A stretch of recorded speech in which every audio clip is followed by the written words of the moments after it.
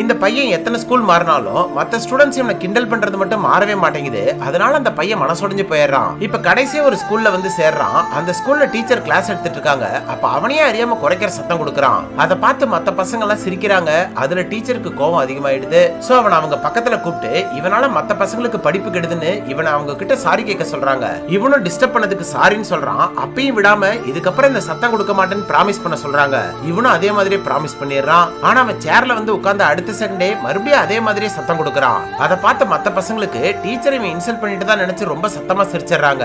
அதுல கடுப்பான டீச்சர் இவனை டைரக்டா பிரின்சிபல் ரூம் அனுப்பி வச்சிடறாங்க. அங்க அவர்கிட்ட இவனுக்கு இருக்கிற பிரச்சனை சொல்லி புரிய வைக்கிறான். ஆக்சுவலா இவனுக்கு டூரெட் சிண்ட்ரோம் இருக்கு. அது இவனே நினைச்சாலும் அந்த சத்தத்தை கண்ட்ரோல் பண்ண முடியாது. அதை கேட்ட பிரின்சிபல் அடுத்து வர ஒரு ஈவென்ட்ல இவனை எல்லாரும் முன்னாடி ஸ்டேஜ்ல பேச வைக்கிறாரு. அப்பதான் இவன் அவனுக்கு இருக்கிற பிரச்சனை சொல்லி ஃபீல் பண்றான். சோ இவனே நினைச்சாலும் தடுக்க முடியாத அந்த சத்தத்துக்கு அவன் காரணம் இல்லைன்னு தெரிஞ்சதும் ஸ்டூடெண்ட்ஸ்ல இருந்து டீச்சர் வரைக்கும் எல்லாருமே அவனுக்காக வருத்தப்படுறாங்க. அன்னையில இருந்து இவனையும் மத்த பசங்க மாதிரி ஈக்குவலா ட்ரீட் பண்றாங்க. அதனாலேயே இவனும் நல்லா படிச்சு பிரின்சிபல் மாதிரியே ஒரு நல்ல டீச்சர் ஆகணும்னு ஆசைப்படுறான். கடைசியில இவன் நினைச்ச மாதிரி ஒரு ஸ்கூல்ல சேர்ந்து இவன் தான் அந்த ஸ்கூல்லே பெஸ்ட் டீச்சராகவும் ஆயிடுறான்.